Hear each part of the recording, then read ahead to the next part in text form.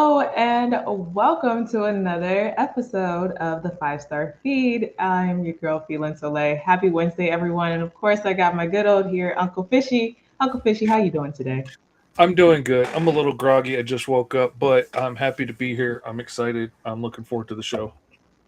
I'm so excited. Well, I'm glad that you were able to make it. I know sometimes we have our days where we're not always looking so good, but I know if anything, it is going to be better. We have an amazing guest for you today. We're so excited, and if anything, we're going to be having a wonderful time. So if anyone in the chat, just tell us your questions and tell us what you're going to be excited to look forward to. But without further ado, I'm happy to announce Duncan Ray Brennan. Hello and welcome to you. Hey guys, how are you?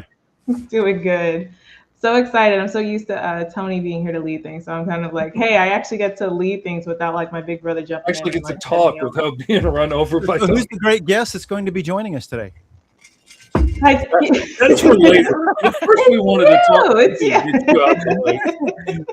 It's you, of course. Well, a kind introduction there. I was like, well, if anything, I was very intentional. I tried to be, you see what I did with like with color. I purposely tried to find the closest color that I could find to wear today. But actually, it's more Chuck E. Cheese. I know it's more Chuck E. Cheese. If anything, I loved that as a kid. I went there, I think 5 or 6 times in a row from like 1 to 6, and we were so happy. My parents were happy after I decided to kind of go somewhere else. So a lot of fun times with that. But of course, I mean, you have done so many voices, and just even looking over the list that you have done is so incredible. I have to say, like even with commercials. I mean, I guess we can just go into questions, but just like fun things, just because I am so excited to have you here. But what was one of the funnest times when you did like a commercial or you did an audition or like a button came up and they just was like, they loved everything that you were giving them? Oh gosh. So probably commercial work, the bulk of that of course was with Chuck E. Cheese, with the mouse who's still the best mouse that ever lived. I'm just gonna say that right now. But I had so much fun because when I did Chuck E. Cheese, I got to, I took 2 years of Spanish in high school, and that actually came into play because we had to do international commercials for Chuck E. Cheese, So, it was, Chuck E. Cheese's El Sitio Más Onda para Gozar, So we had, real cool place to be a kid. And, so you had to be able to riff a little Spanish. But I always had a great dialect teacher and stuff like that. The 2 guys, though, that I had to record with, and I say had to, but, they probably said the same thing about me. Director Michael Zambrelli. Michael Zambrelli was like every New Yorker that you ever saw personified, like in a movie or something. Hey, like Duncan, all right, could we do like one more take of that? And and he was real candid with his thoughts. He was just always, all right, that one probably sucked, didn't it? Yeah, that one wasn't really too good. So maybe let's do another 3 of that, Duncan. And then there was Fernandez.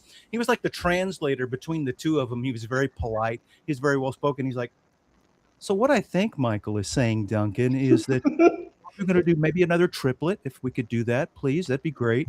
And so it was just always a comical time with those guys because here's Michael completely unedited, like he's the comic relief of the 2. And then Ben Fernandez was the straight guy. I got Bud Abbott and Lou Costello there. Totally dated myself with the audience with that reference. But it was always fun because we had to do several commercials, usually all at once. You go in and do a whole package as they do that. But yeah, Chucky was probably has the most stories behind it, just because that was like the one that I did, I think, on the longest run of anything too. That's incredible. Oh my gosh, how cool. I never thought, God bless my search history in the future. I'm going to be looking up Chuck E. Cheese in Spanish because that sounds really cool. Well, and it's cool that you got to do that too, because a lot of times that would go to another voice actor that can do that.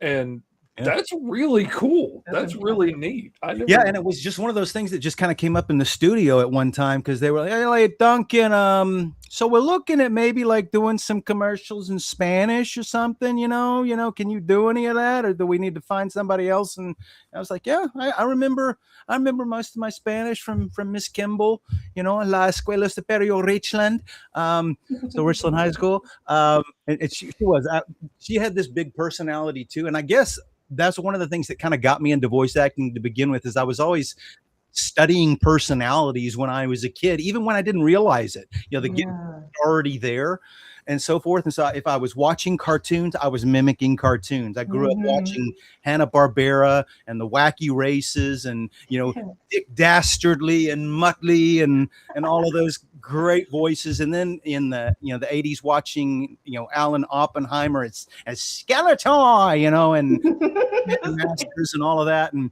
so I just had so much inspiration that way. And I was always studying people along the way. It really was kind of the acting bug. And that bit me at a pretty early age to just kind of, start riffing off of how people sounded, making friends laugh, doing comedy for my parents, or, for a nursing home or something like that, or a talent show or stuff like that. So. Oh my goodness, that's truly incredible. I love how it's just started young, shout out to the teachers. It's just like how you kind of just got engaged with that and you just kind of grew on, and then you were like, you know what, I'm going to run with this thing. And finding opportunities to use it as a kid, like doing talent shows and stuff. That's cool. Yeah. And that homage is to my dear mother, God rest her soul. She's a very talented woman herself.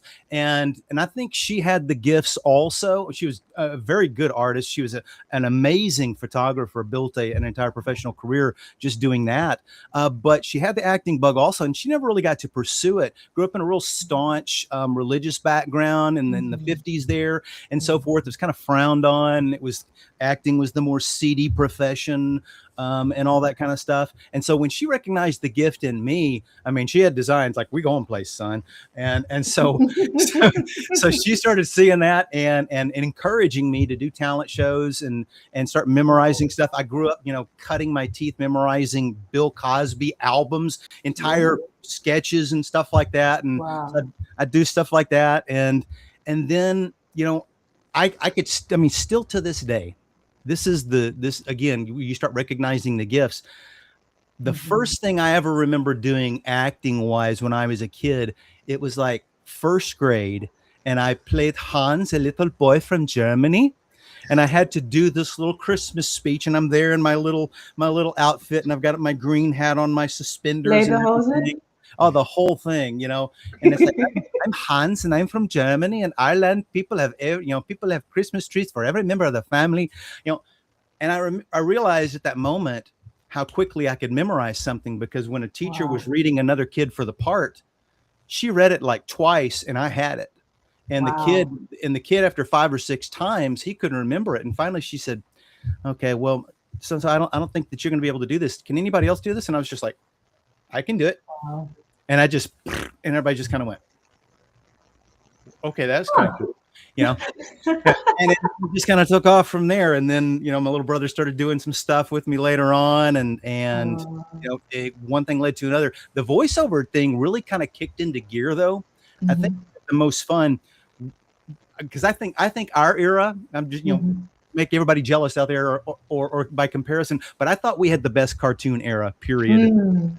Yeah. We had Bugs Bunny and Looney growing up. So Mel Blanc, the master, the OG for voice, for American character voice acting. Certainly.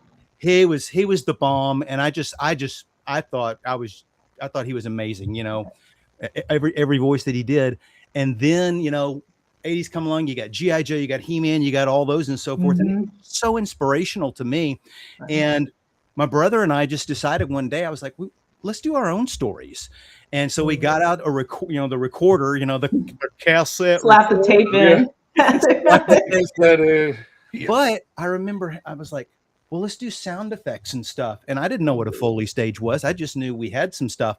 And so we wanted to make a Transformers, thing. So we got out the old metal pipes from Mom's vacuum, the metal extensions, to bang in the background like the robots were fighting.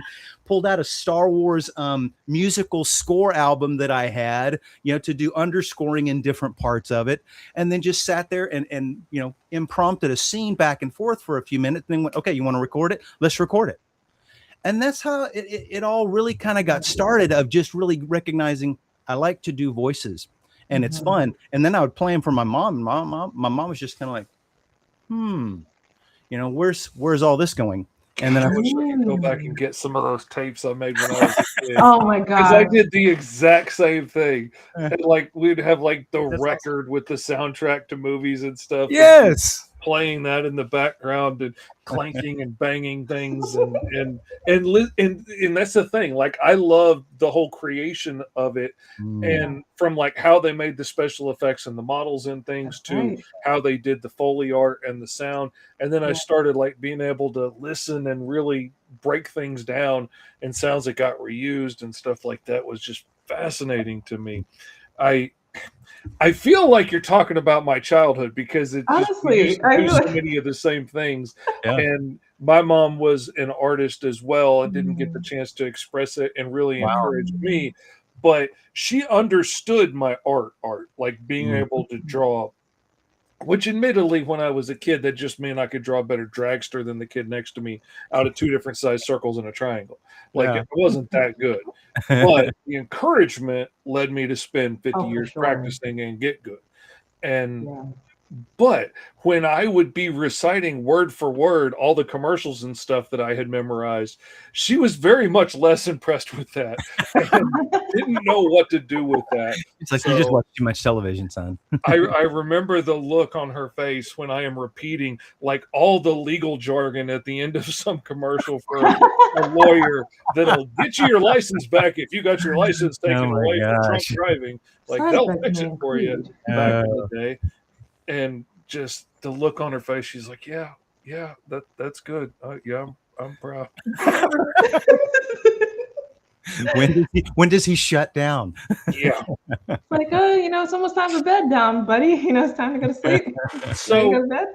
That leads into one of my next questions, because for me, it's hard to find that place where I first started working as an artist, because it goes back to school, drawing people's D&D characters for them and stuff on the bus for cash, and I've just always made my living as an artist since. So where did you get your first paying gigs? Was it working as an actor as a kid, or where did you start out? So I got serious about acting in high school. Had a great drama teacher. He taught us non-regional dialect and picked up a whole bunch of skills that year. And then went straight into college with the mindset that I was going to be an actor, and just doing everything that I could to become the triple threat, dancing, singing, acting, and then took up sword fighting and all that kind of stage combat and stuff, trying to expose myself to every discipline out there, to just, whatever door you might get in, whatever door you might get your foot in, then take it. You had a lot of good tips early on. So it would have been about the college level that I finally, started getting some opportunities. The first one that I recall, honestly, for voiceover was Chuck E.Cheese, and that wasn't till 1992. Nice. So, I graduated 88, and then did college, and then 92, I had the door open with Chuck E.Cheese, and we had some friends and we had done the franchise convention in Phoenix, Arizona, and been walk around characters and dance around in the Chuck E. Cheese costumes. So that kind of got us in the door and kind of in that vicinity. But the guy that was doing the voice of Chuck E. Cheese at the time was Scott Wilson.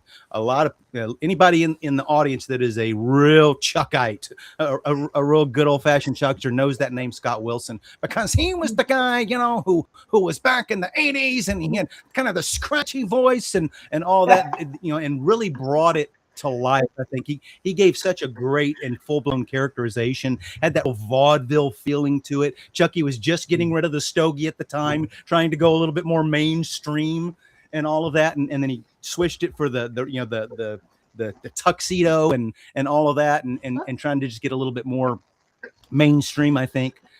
And I got a call from them to do Larry the Cable, not Larry the Cable. I started Larry the Cable Guy. Larry the Technician.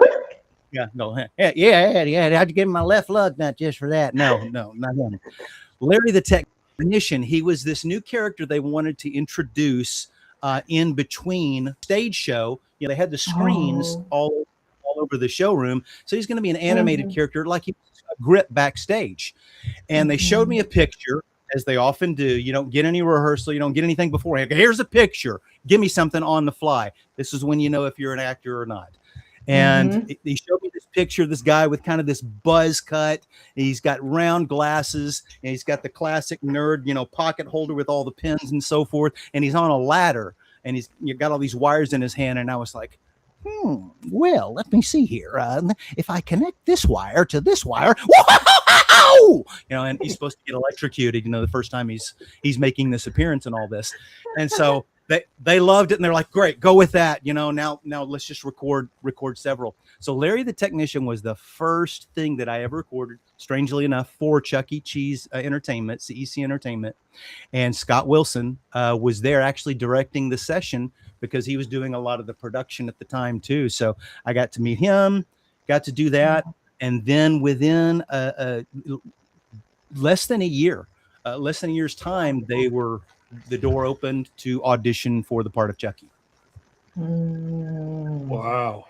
Yeah. Wow. That's, talk about being in the right place at the right time, man. I mean, how incredible. You said it yourself. Like you did so many different assets and avenues just so you could be prepared for the opportunity if it opened. So like stage combat, because I will say my dream job, if anything, was to be like a PA, just to be on a movie set behind the scenes, to see start to finish, just everything. Because I would say I would love to just be in the room where they make the sounds for movies, and how they create the whole world, and just how they're able to get unique sounds out of that, and how you're able to create these worlds that we know and love. Yeah. So like your stage combat experience and things like that, like, did you have a favorite? Like, or did you just feel like you were just casting a wide net? What was there anything about that? Like, we know you as a voice actor, but what? Yeah, I did I just tried to get as much experience in college as I possibly could. Like I said, the real inspiration to go legit and to really go for it was my high school drama teacher, David Michael Hall. Nice. He's a super guy. Really loved the art, and just had a real respect for the craft. And of course, he had a room full of Texans, and he wanted to do the one-act play, UIL competitions. And at this time, I was at Richland High School, and nothing from any Birdville Independent School District, which is what the district we were part of, nothing in athletics, nothing in arts had ever gone to state competitions before. They all got the pants beat off of them and all of that. And David was very intent. He was serious about it. He's like, we're going to bring back a trophy, and we're going to do something, and we're going to break the glass ceiling. And he had a whole room full of Texans, and he wanted to do the play Tom Jones, which is Renaissance, not the singer Tom Jones. It's the Renaissance play Tom Jones, very English, very proper, and he's got all these Cockney characters over here, and then he's got the more proper English characters over here, and all of that. But so he started with non-regional dialect. How do you get rid of the Texan in your voice? And so we did like 3 months of that at the beginning of that year, 3 to 4 months, just straight, and listening and going over these lessons, and how to remove a diphthong, and how to not chew your vowels when you talk like a Texan, and all this other kind of crazy stuff. And I really developed a respect for it as a craft, as an art, and something that you can really show discipline to.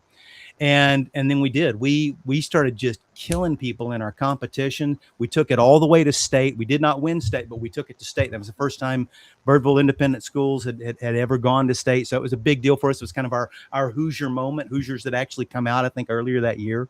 And so it was a big inspiration for us. And that's when I was like, I could see myself doing something like this. Yeah, I think this is what I need to do. I have voice gifts. I have a flair for this, and and I've got a pretty good at it. So let's go get serious about it and really study it. And that's when my next teacher was Stacy Schronk.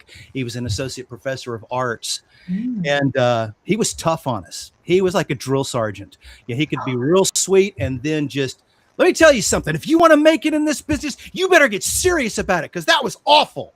I mean, he'd ring you. This was the 80s. It's a tough business, though. You need to build it. It is. No, it is. You need those kinds of teachers. And if I had not had somebody like him, I had Mr. Hall to inspire me in high school, and Schronk to tell me to get serious about it. And he looked at me one day and he said, "You got $1 million talent." He said, "And you're not serious about it." And that was the first time anybody really said that to me. And I was like, okay. And from that day on, I was a different guy. And wasn't like I was showing up to rehearsals, because I always had a good work ethic, but I just wasn't full guns. And it was that moment that I decided, okay, I'm going to do everything that I can. And so I got into dance, took jazz and tap and ballet, and then got into the sword play, studied stage combat. That was totally cool. And all of that led up to like my senior year, which I did Hamlet. And if you can do Hamlet, you've got a pretty good game. You're going to make your way around, So I was like, if I can't make it on, in the movies, I'll make it on Broadway. I'll do something like that. So that was when I knew that that's what I was going to do. Incredible. Bravo. I'm speechless. Like that's so incredible. Like, how powerful is that? You have $1 million talent, but you're not serious about it. And you just were like, you know what? You're right. It's just like that. That's amazing. Like how all of that is just a choice. It's just a quick switch of the moment to say, you know what? I need to be all in. Yeah. Like, how incredible is that? Wow. That's and you got to put in the time. I would pay to be able to go back and have somebody kick me in the butt in college, because like I was the best artist in class, but when I was the best artist in class, they didn't really push me that hard. And then they didn't, they didn't push me into doing the things I didn't want to do, which would have paid off better later on when I'm working in the real world for, bosses, and didn't push me to like finish a good demo video for video games and stuff. Because I was such a good artist, my natural skill is going to show through, and they didn't want to make me mad because I was better than everybody there. But they didn't push me. I needed somebody to kick me in the butt and say, "You're not going to get stuff done if you don't focus and get serious about this." And it's hard. You want to encourage people, and especially in a job like you have, that you have to be so emotionally available and open and be able to touch into things and all of that. But then you also kind of got to have a thick skin, because it is a job, and like you could do what you think's a really good take, and they're like, let's give it a couple more of those, going all wrong. Talking about takes for a second, going back to Michael Zambrelli, back to that guy. Okay, so I have never been so exhausted as a voice actor by one director as I was with Michael. Also. And he'll somewhere out there, he's going to be on the internet and he's going to see this. He's going, "Yeah, well, screw you, Duncan," whatever. He was a super guy. He was a fun guy to work with, but he would do inexhaustible takes, and it'd be like, "Take 62," and Duncan, because he was one of those directors, he never quite could nail down what he wanted. He would like, "Duncan, can we do one more take where I want it to feel like, like Chucky and the kid, they're like right there in the booth, like right there in the booth at the restaurant, like they're eating pizza, they're sipping on a Coke together, but it's also kind of like you're on the other side of the room, okay? You know what I'm saying?" Not really, Michael. I really don't. What a visual. Tell me what you want. Tell me exactly what you want to change. What a visual. And I can change it. Don't tell me 30 or 40th take. Awesome. You're going. He's like, "So could we do let's do another triplets?" It was always do 3. Give me an A, give me a B, give me a C. So you're doing 40 takes. Well, you've done 120 takes is what you've done. Woo. So if the golden pipes ain't feeling so golden now, and your attitude's starting to fall here. Yeah, what do you need? Starts getting more bronze. Like, you're like, okay, hey, Michael, why don't we take a break for Duncan? Why don't you go get some water? And let's we'll be back here. Let's take a break. Wow, that many takes. Like, just to think about that, it's like, yeah, next time, when you're in the ball pit right before the king, and you're doing it for a 30-second commercial, so it was just but like, also oh you're my in the corporate offices, Yeah. There's only so many ways that I can say a real cool place to be a kid. Yeah. Yeah. After that, it ain't so cool anymore. A real cool place to be a kid. Okay. All right. Are you good? Oh gosh. I feel that so much in my job as well. Oh, I didn't know this is what my inner child needed. This is the greatest thing. Oh my gosh, you have made my entire week. That is so great. Some of the best stuff was always the stuff that happened in between the takes. Oh, for sure. I just wish I was a fly on the wall. I don't have to be a fly, but I just wish I was just there.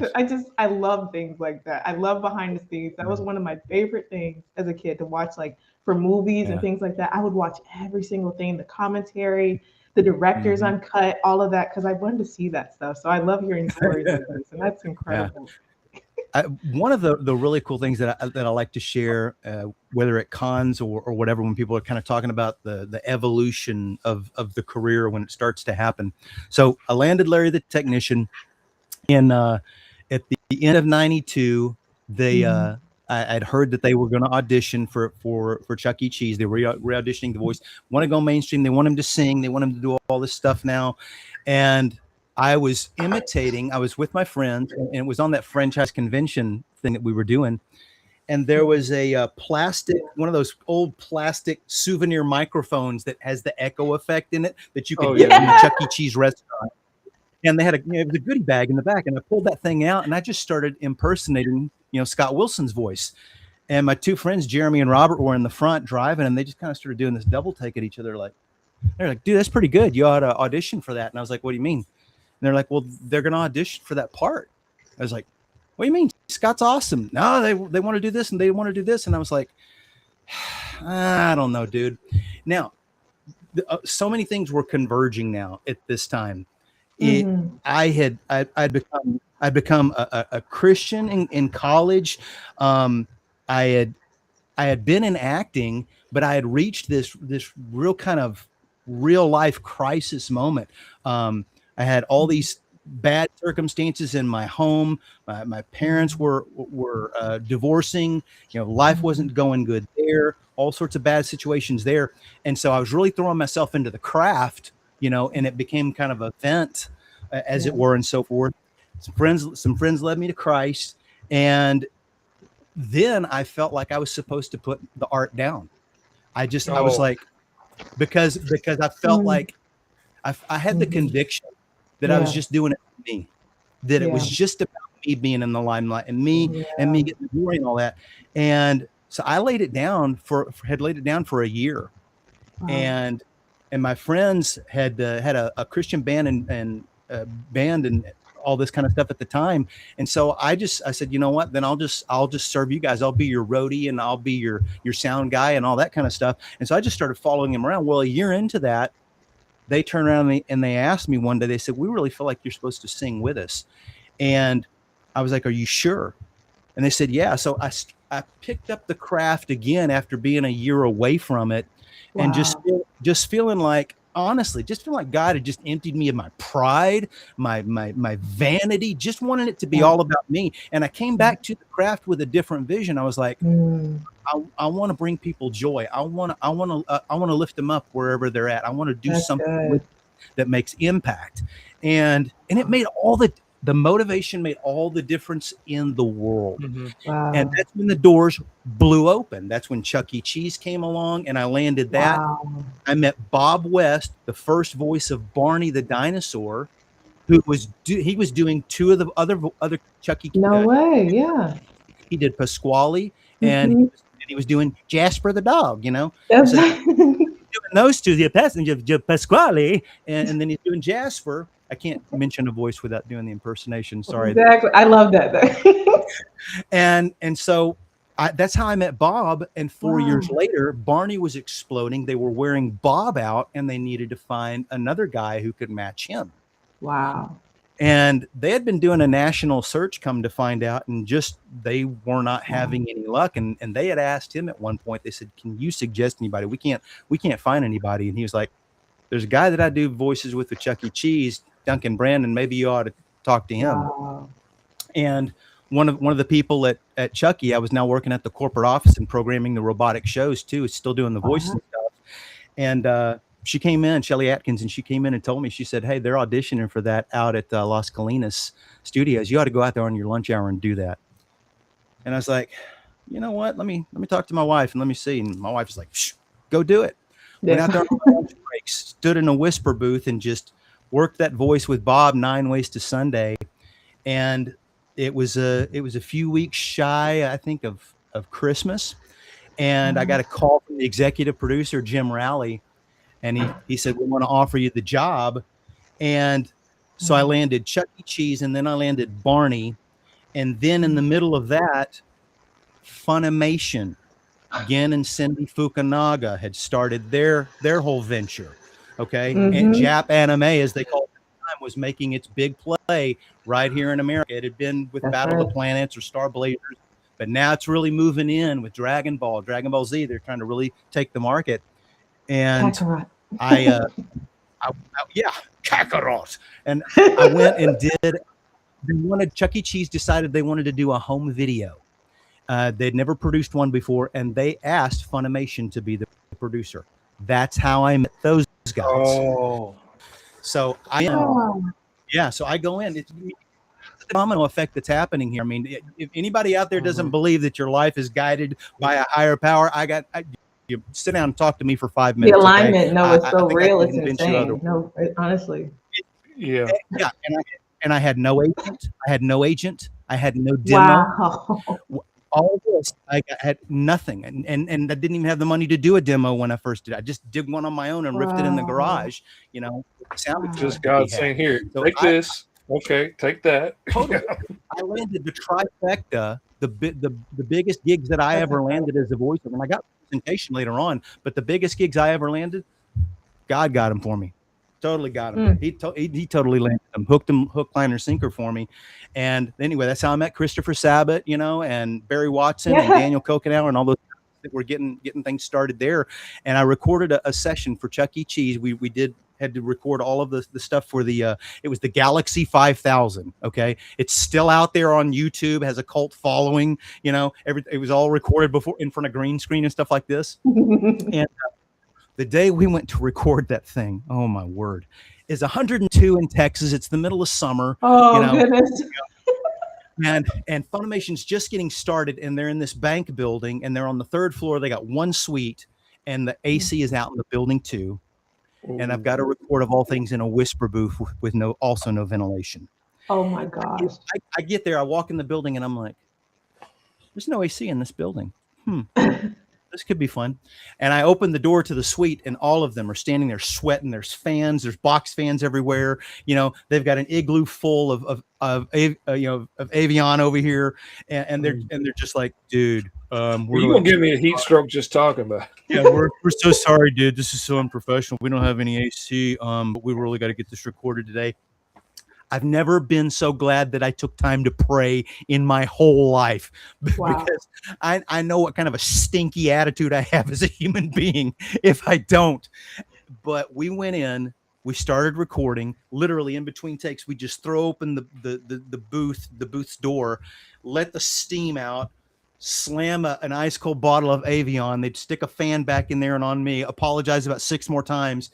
And I was just like, "Don't worry about it, man. We're doing great. You know, guys, you got this. It's going to be great. Wow. It's just going to be awesome." 30 minutes into it, all of a sudden, I'm telling you, it was like lightning struck the place, and we started landing things one take, one take.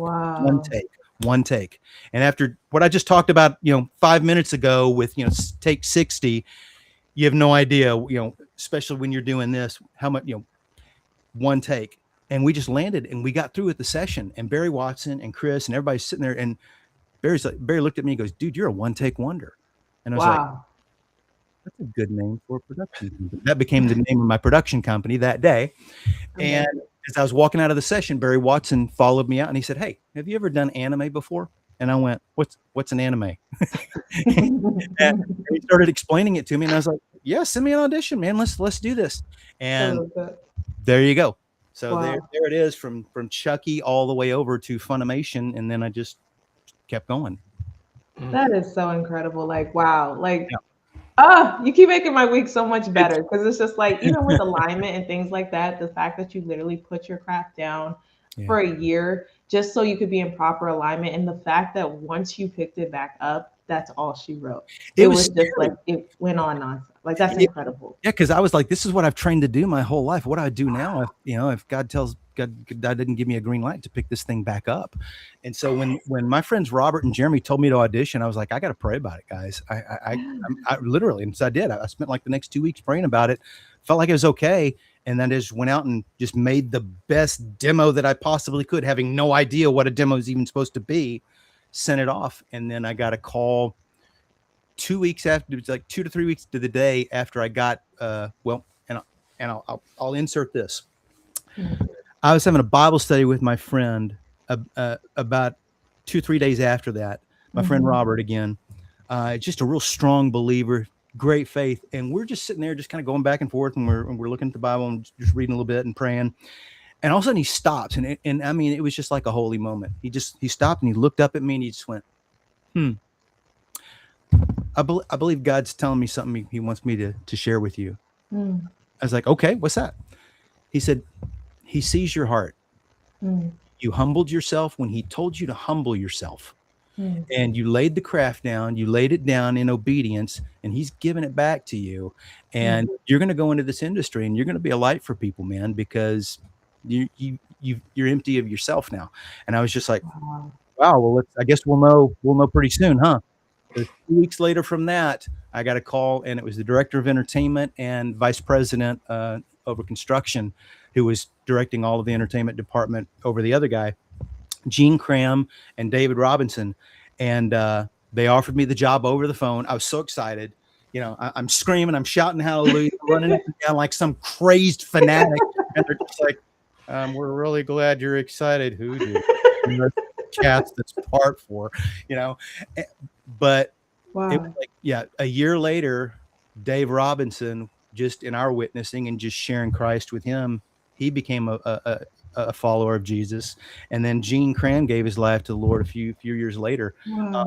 It was just amazing, because just looking back on all of that, when you really lay your life down, and I realize there's people that are going to watch this, they have different levels of faith, and some don't believe and all that kind of stuff too.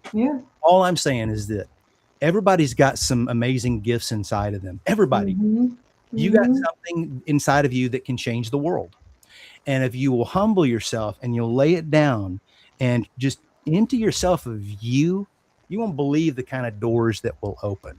Come on, Duncan. I'm living proof of that. And I get choked up still talking about it, because I'm literally like, listen, what my life was like before.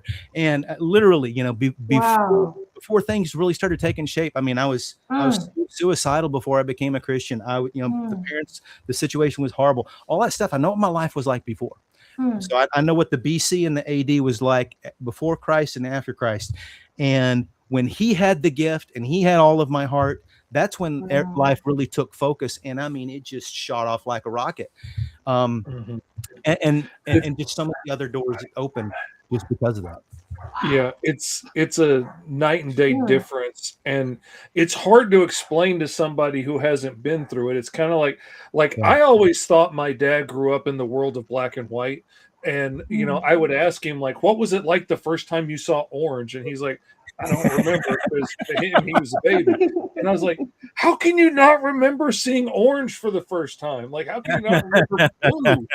And but it wasn't a just switch from black and white to color for him.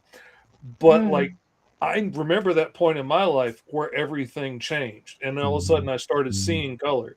And everything started to be different after that. And from that point on, sometimes you explain like how amazing it is, and somebody's on the other side being like, man, I don't know what you talking about with this purple nonsense. I ain't never seen purple. None of my friends ever seen purple. You crazy. That's a good analogy.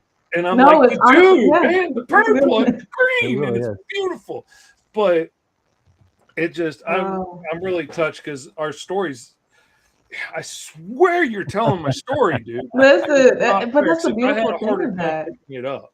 And I picked it. It was several years later before I picked it back up again. And like my church was closing down that we had planted in my hometown, and I'm like, okay, is this like where I start looking for a new church to pastor, or what are we going to do? And then God's like, you know, you need to give those comic books a shot again. And I was like, no, that's crazy. That's selfish. I can't do that. I need to find a place to serve, or a place where I can teach, or, you know, be a youth pastor or something. You need to give them comics a shot. And I kept arguing like an idiot. But eventually I realized, like, okay, wait a minute. I'm arguing with the creator. Okay, I'm done with that. Not going to go well.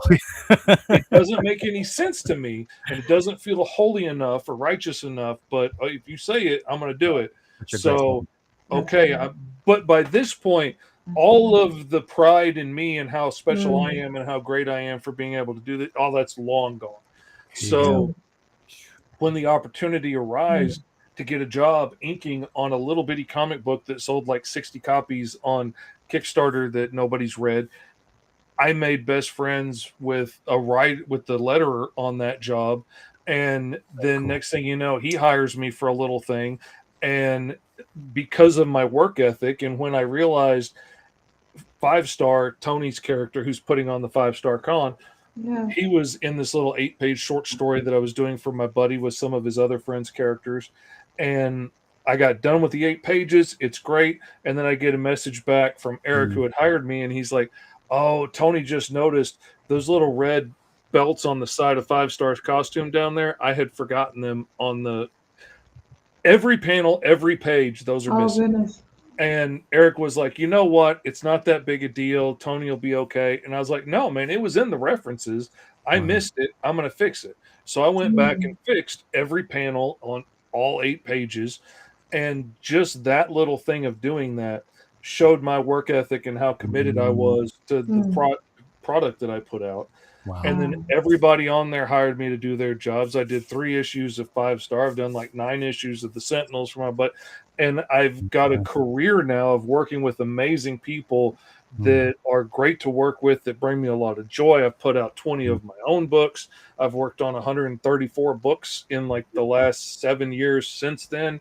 And God's just been blessing it time after time after time. There you go. But he saw everything that was coming. I didn't know that, you know, my ex was fixing to abandon the family and take off, which would have cost me my pastor job at any of the small churches around here I would have been at. I didn't know the whole world was going to shut down a couple months later, which took out most of those small churches that never came back after that. Wow. So I would have lost my preaching job either way.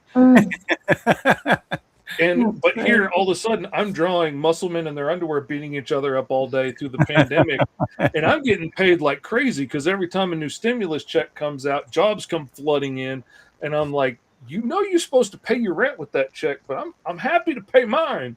Yeah. And they're like, oh yeah, we're essential workers, man. You do this book for me, and it took off like crazy, and like I couldn't see it, but now I see how much God has done with this and how I've got to be a blessing to so many people.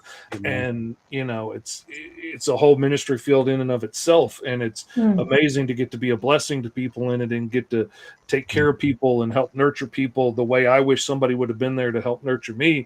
And it's just, it's amazing, man. And it's really touching to get to hear your story and recognize it and know how important it's been to you.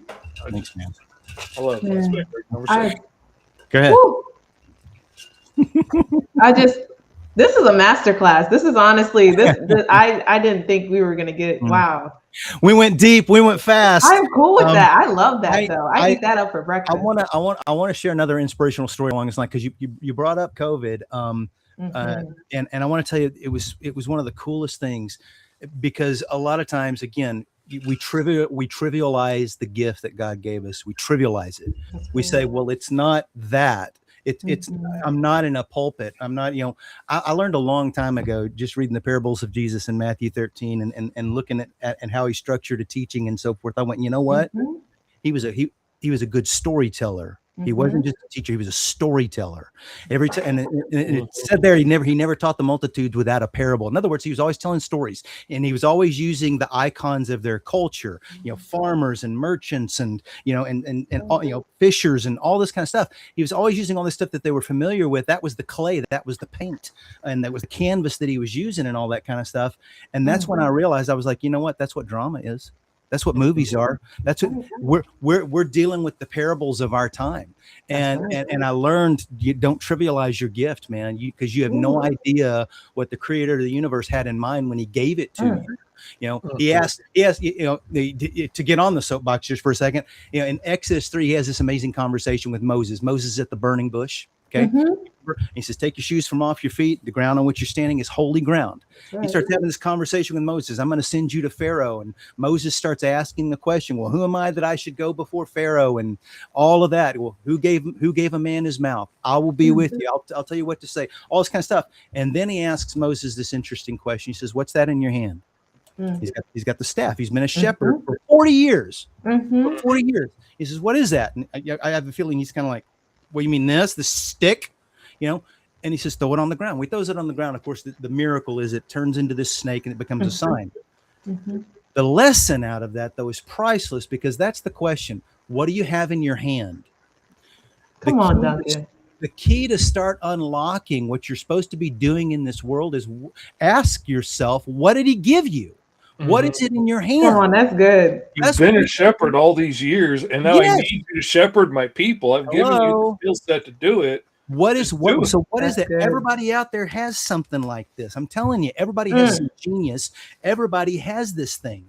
It's something that's God breathed. It's something from the beginning of time. He had in his mind all of that, and it's something that we're supposed to use. And when we do, it can make a world of difference. So coming back now to COVID, okay? So we get in the middle of COVID. All pandemonium's breaking out. Everything's shut down, and I start getting fan mail. And kids are asking me, "Hey, man, what do you think's going to happen? And is this the end of the world, or and stuff like that?" And people are pretty glum. I got this Facebook message one day, and this kid was at the point of suicide, and I still get choked up about it, because he was devastated, and I'm sitting here going, God, who am I that this kid's talking to me, and he's got his life in his teeth here, But they're reaching out because they were fans of Chuck E.Cheese. They're reaching out because they were fans of Barney. They're reaching out because they met me somewhere along the corridors of a voice that I had done, and they're looking for some glint of hope, some little spring of joy in a really dark time. And I just remember reading that note, and literally I wept, and I just prayed. I was like, God, what can I do? And I thought again, what's that you got in your hand? Wow. And I was like, okay, what do I do though? And God spoke to me. He said, do a podcast. I want you to do a podcast until I tell you to stop. And so I started doing this thing called the Happy Place Podcast. Wow. And I just told fans on my Facebook wall and other places, hey, I'm going to do it. It'll be this time every week. And I'm just going to talk about shows that I've done. I'm going to do voices. I'm going to sing stuff that I sang before with karaoke style from YouTube. I'll just play it in the background. And I'm going to sing songs that I never sang before. I was like, I'm going to, if people are going to face this infection, this nasty virus, then I'm going to be a virus of joy. That I'm going to spread. I'm going to spread joy, because there's great wisdom in scripture. There's a proverb, that the spirit of a man, can sustain him as an infirmity, that laughter does like a medicine. So it's like, I'm going to make people laugh and make people have fun. You know what? It took off. It went off like gangbusters. And then Easter rolls around, and I got to share my testimony. About 13 kids end up giving their lives to the Lord. And I say kids, here I am in my 50s, and 20-somethings, 30s. Everybody's a kid when you're in your 50s. Yes, exactly. When you're my age, everybody's a kid. So nobody get mad. You proselytizing teenage. No, these are adults that are giving their lives to the Lord. But anyway, all that to say again. So just one more opportunity where if you're listening, and you have a gift and you're really serious about using it to impact people, there's really no limit to I think how God can use you. Yeah, it really is. It's You're trying to make me cry. Honestly, like that's truly incredible because so I have a family scripture that I put by my door because it was the same one that hung by my home because I lost my mom in 2018, but it was Matthew 5:16 and how you said to be a light. It's like, let your light so shine before men that they may see your good works and glorify your Father in heaven. And the fact that you have been a light, and just even in these comments of people thanking you just for the time and the moments that brought people together. That is just so impactful. And just the fact that story, and that's so good because just a revelation. Like I remember seeing these stories or like watching Prince of Egypt and seeing those cartoons and thinking about that. But you said what's in your hand. And when it comes to a lot of the gifts, that everyone has a gift. And you really just can look around and see what you have already. And if you have to steward those gifts there that you already have and see what they do. If you align yourself, probably that is incredible. That is so impactful. This is a masterclass, a TED Talk, a whole. Yeah, I well up watching artists ply their craft. Some guy sitting there painting an action figure or something. I'm getting all welly about it and crying because why? Because I've been touched by the effect that a gift can have for people in their worst moments, the inspiration that it can be. Watching somebody do what they excel at, and watching them have magic what they do. Yeah, I love it. Like my favorite thing is watching like TikTok videos about like cosplayers that have just finished making this new costume.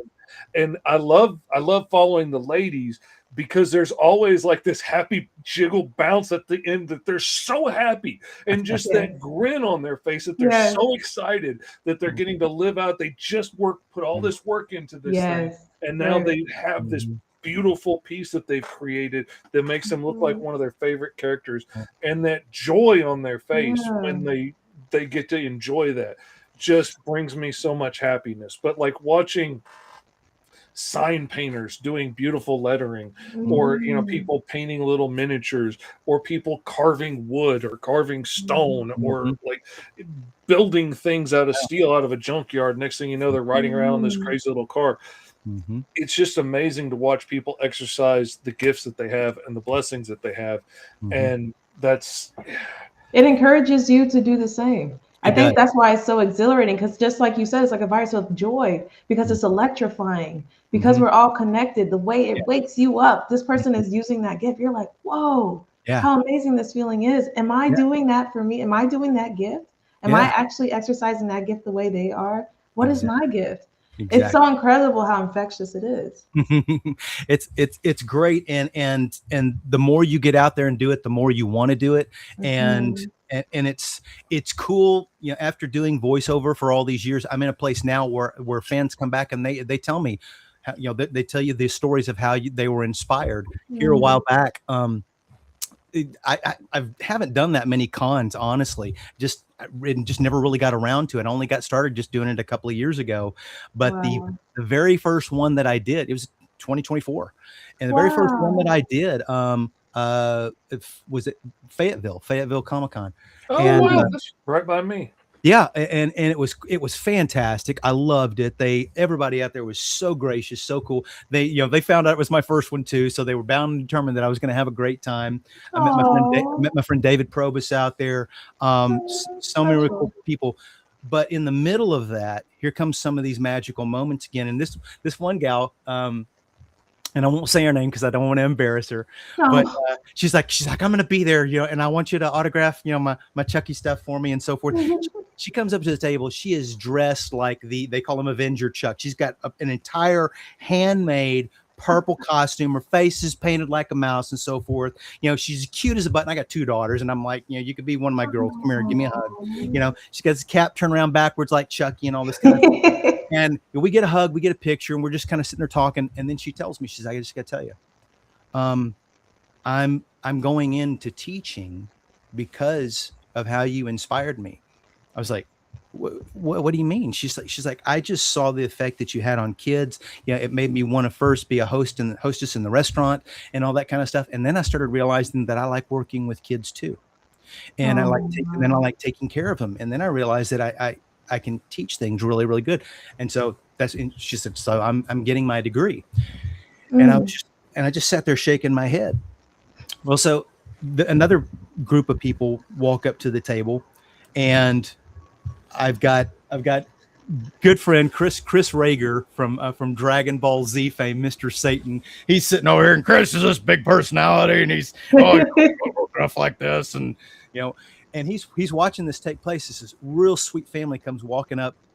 They have the cutest little boys, little fat cheeks, and the family comes up, and they were like, and they're like kind of doing like this. The kids are in front, mom and dad, and I mean they brought the whole family. It's Sunday, so grandma, grandpa, I think they just came straight out of church, and they're all just, and they're like, can you talk to Chuck E.Cheese, and can you talk in Barney? So we get around talking in Barney, and I'm sitting here just riffing some stuff in Barney, and as soon as I do, the boy, he's not a year old.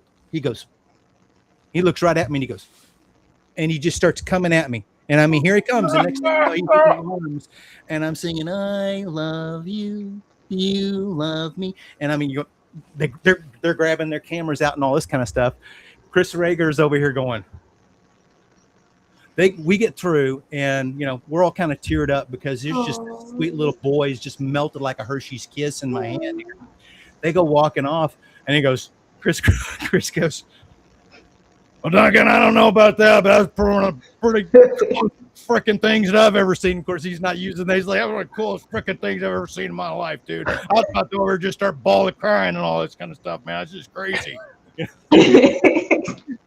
it's just one more time where you see the gift that has made its way for you and opened up all these opportunities and just these amazing encounters that you can have where people can get some inspiration, they can get some joy, like a shot in the arm.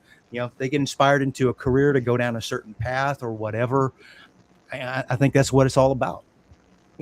You sang the song. I love that song. So many good memories. I know. I'm like, oh my God. I'm so happy that I get to meet you at this show. I'm really happy about this. I can't wait for June to come just because I can listen to you all day. You're just so amazing. And I'm so glad that you get to be in one of our shows. Like, God stories with you than anything at this show, because it's been amazing. And and Eddie Von B was sharing in the comments here about scriptures that he's relying on in physical therapy after breaking 2 of his vertebrae and stuff. And I will never forget. You don't know because we've just met. But I've got a pretty severe case of Tourette syndrome, which is doing really good now. And I'm on a ton of meds and have learned how to work with it instead of trying to fight against it, surf the waves instead of standing, trying to fight the ocean. And it's made life a lot easier. I've learned to cope with it. But for a long time, I was stuck in a wheelchair, couldn't walk, talk, or see because I shook so violently all of the time. I was just constantly ticking. And but during this time when I couldn't talk with my kids in the same room, I learned if I could get my one thumb working and I could get one eye open, I could communicate on my phone to people all over the world. So I became like an online Tourette's advocate and started walking people through the process of their kids getting diagnosed. And, no, the world's not ending. Your kid's life isn't over. They're going to have to figure out some new ways to do some things, and they're going to have to overcome a few things, but they're going to be so creative, and they're going to be so awesome, and they're going to have such great reflexes. And it does a lot of things when your wiring is a little jacked up. I couldn't have worked on 134 books if I didn't have messed up wiring in my head that lets me work fast. Wow. It comes and goes. I don't walk so great, but it has its payoffs. Yeah. But people would always be amazed that I would have such joy when I was stuck in a wheelchair, obviously in a lot of pain, and I couldn't see and I couldn't, do all these things. And I'm like, man, you don't know how good I got it. I am so blessed. If I never got to walk again, I'm still so blessed for everything that God's poured out on me up until this point. I know what life was like before that, and I know what life has been like after that. if I spent the next 50 years in a wheelchair in agony, that is nothing compared to what he's already given me and what I have here to eternity to get to enjoy. That's nothing. I can do that standing on my head. But I think it's such a great point that you bring up, though. It's a great point that you bring up, though, because if you've got a gift and you recognize there's some kind of there's a calling on your life, there's going to be adversity. And adversity is part of the way that I believe, and Scripture backs me up, that's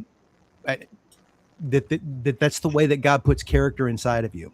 You got to have the adversity to knock the rough edges off. You got to have the adversity to get the pride out. You got to have the adversity to remind you it's not about you. It builds character, it builds determination, all those different things. There's a great scripture, Romans 5. And it says character produces patience, perseverance, hope, does not leave us ashamed.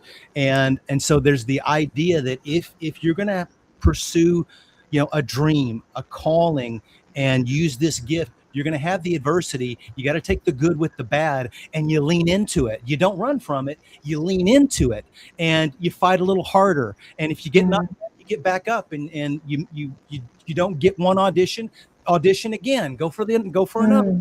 Work a little harder at it. You've got to have perseverance. If you're going to use the gift, you're going to pay a price for it. But when you get there, when you start getting that platform, when you get those opportunities, you appreciate it now. Your head harder in the right place. And now you can really be used for impact, I think. I think God can really use that type of person who's humble, who's yielded, and who's like, I'm going to make it about you, not about me, because people don't even know about me anyway. And I'm going to offer up you the glory, God. And in the process of doing that, I think more people do get inspired because they do see it's not about you. They're like, okay, this guy's, he's not full of himself like somebody over here, or he's not just doing it for the dough. Like this person over here, he really does respect this art. He really does. He really does love his audience. And that's one thing, I always went into a gig, people will reach out and say, I still love your voice for Chucky after all these years, and I think it's great and all this kind of stuff. And they didn't see that I was praying going into every session, that I was time to stop and just go, okay, God, help me filter out the day, help me focus now, and help me to spread your joy. And in 2012, when they had replaced me as the voice and brought in the new guy, Jarrett Reddick, that whole story, that's a story in and of itself that we don't have time for, I know. But when they did that, I had all these kids that were reaching out and that were asking and all that kind of stuff. And I was and they were like, are you okay? And I was like, yeah, I'm going to be great, man, because it wasn't about me to begin with. God gave me the microphone. God takes the microphone away. He closes one door, he's going to open another here. And so I say all of that because, again, you're going to have to deal with the adversity. You're going to have to recognize that all good things come to an end. And then you look at that next door, whatever he has next for you, and you can just keep right on going. And that's what I've tried to do. I've tried to constantly, like you said earlier on, alignment, Fee, try to just look, if things are getting out of focus and life is confused, get right with God, man. Align yourself, humble yourself, pray, and I don't care if you don't have to be a Bible believing Christian. God listens to everybody when they pray. You start praying in earnest, he's going to tell you, he's going to talk to you, and he'll give you some direction, and and that's how you can start finding your way. So yeah, it's the one thing I always think about is like God hasn't changed nor moved. Like if I'm starting to get rained on, or if I'm starting to get in the mud, it's not because God moved. It's because I need to get myself a little closer. Yeah. I need to move back this direction and make some adjustments. I want to before we get out of here, if I can, because I know fans want to hear a lot of times, okay, how were you inspired for this voice or for this voice? And I think as an actor, there's things that I kind of absorbed in the life journey along the way that kind of got thrown in there and that were kind of mixed in the paint, and then they kind of came out in the moments when they needed to. I know that Bugs Bunny had influenced me to some degree to come up with Chuck E. Cheese with the voice that they wanted me to do, because Chuck E. Cheese started in a whole different place. First of all, when I started doing it, it was talking like this because they wanted like a half Scott Wilson, but then kind of start bridging to something else. Sing too, so I had to be able to sing. So I couldn't make it too nasally and I couldn't make it too scratchy. So did that, but then when they said we want the kind of the next evolution and really want to go mainstream, and that's when they started getting more kid friendly, sounding a little bit more like that. I started realizing I was like, I kind of sound like Bugs. It wasn't intentional. It was just like there's a little bit of Bugs in there. There's a little bit of Mel back there from all those years of just listening to Looney Tunes. And when the chance to do Bobbity came around for Dragon Ball Z, again, you walk into a session and here's a picture and it's Bobbity standing in front of the big kind of crystal ball thing. Majin Buu to life, the big egg, the big Majin. He's alive. Majin Buu is alive. And you're thinking about that inspiration. Looking back, I was like, I think there was a little Cobra Commander in there, maybe a little somewhere that kind of snuck in. Hey man, and Skeletor, because there's a little bit of scratchiness, but he was a real small character. So so I'm gonna scrunch all that together. Inspiration can come from the craziest places, from the stuff in your past and all that kind of stuff. It all becomes that clay and that paint. And I think that was just kind of another thing along the way is I've always kind of a student of life and student of people, and just tried to be real mindful about being in the moment and learning what I could, and then bringing that, to the craft. And so when it was time to create something, I studied drama, and I went through a series of questions. Who am I? Where am I? What's my motivation here? You go through all that kind of stuff if you've really studied the craft and so forth. But the stuff that really kind of comes up also is the stuff that I think that lit you up as a kid, especially if it comes to voiceover. That's the kind of stuff that kind of creeps us. Okay, I've always kind of wanted to do a little bit of Cobra Commander, I think. Wasn't thinking about it in the moment, but I think he kind of came out in Bobbity a little bit, And it comes out full circle. It's kind of like that. It's just like, everything comes out, it comes with like on you, and then it's beautiful. Oh, that's so beautiful. I do, my YouTube channel is about honoring my inner child, because I believe when we tend to our inner child, we're better people in the world. And so it's just like things like that. Like, I'm just so happy just hearing you say this and how it's rooted. And like, oh my gosh, like I'm just delighted. I'm so elated. Like, I don't know what I'm going to do after this, but I know I'm going to do a lot of cool, happy things. I don't know. I feel like I could go to the moon and back. Well, Fish has got 19, 20 more comics in him, so he's going to come out. Oh, yeah. There's people wonder why I work so hard and I throw out so many books so quickly. But part of it is, like, I know what it's like to spend 15 years in a wheelchair and not get to create anything creative. Makes you grateful, even when it came to like speaking engagements, a lot of times I was giving the same sermon over and over again because people just really wanted to hear about my testimony and stuff and how I kept my joy living through such misery. And so I didn't have to really, put a lot of effort into that because I already know what it is. But it's been amazing, and I just love it. This has been a great conversation. We can keep going all night long with words. Fail me. Great can't even sum up to what this conversation this past hour has been. Like, honestly, it doesn't even seem how time flies when you're having fun. This has been the most amazing and just incredible time. I love the stories. I know exactly. He's amazing.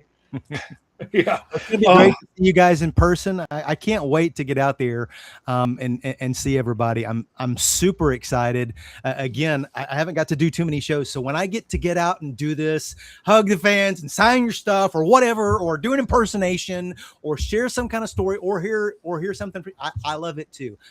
I have just as much fun when I'm out there, and so please come out there. I want to see you guys. I want to hug your necks. I want to hear what's going on in your world, and let's have some fun. It's going to be an amazing Comic-Con.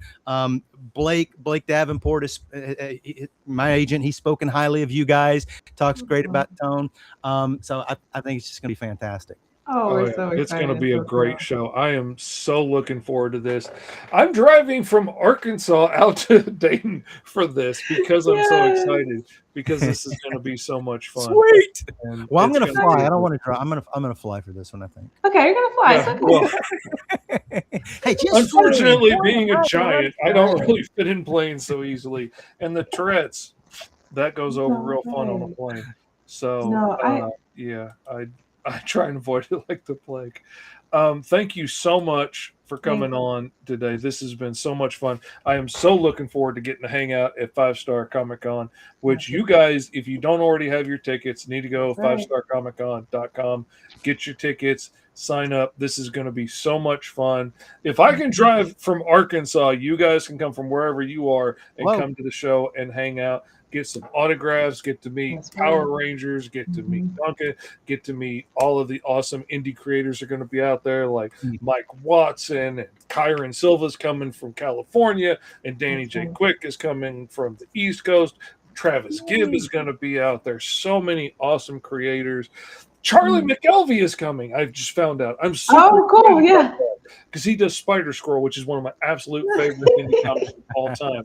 And I squeal like a little girl every time I see that Spider Squirrel tape on a box when I pull up to the house. I'm like, "Ooh, it's here!" It is one of the few things I will quit work for to stop and read that book.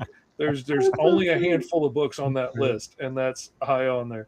And I mean, thank you for hanging out too, Eddie. Absolutely. And thank you all. And please, like we say all the time, make sure you are a 5-star version of yourself. We had so many great gems at this show. If there's anything of being a 5-star version of yourself, please remember and listen to this again, because there are so many great gems with that. Duncan, thank you so much. Thank you. Muchas gracias. Estoy muy agradecida por ti. De nada, Fe. Thank you. All right. All I got is Monday style biblioteca. All right, let's serenade them off the right way, though. I love you, you love me. We're a happy family with a great big hug and a kiss from me to you. Won't you say you love me too? All right. Goodbye, everybody. Bye.